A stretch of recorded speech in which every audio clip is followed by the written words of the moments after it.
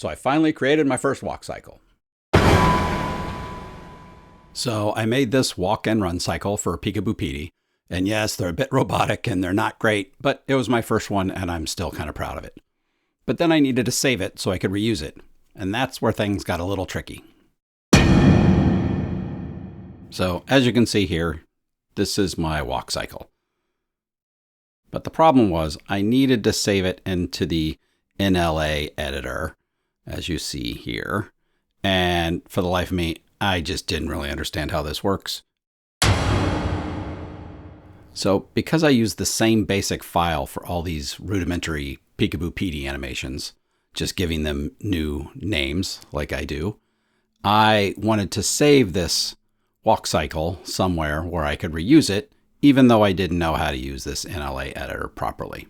So what I did was I took the entire animation that I created down here and I just slid it into the negative space. So it still existed in my timeline, just not in a place where I was going to use it every single time. But whenever I wanted it or needed it, I could just go grab it and drag it out into the positive area of the timeline wherever I needed it.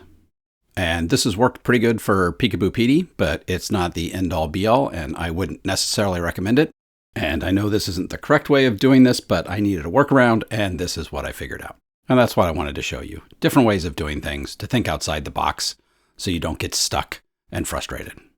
So I still haven't figured out the action editor, and I'm okay with that. And that's my advice for you. Learn workarounds. You can always go back and learn the right way of doing things later. I'll see you next week.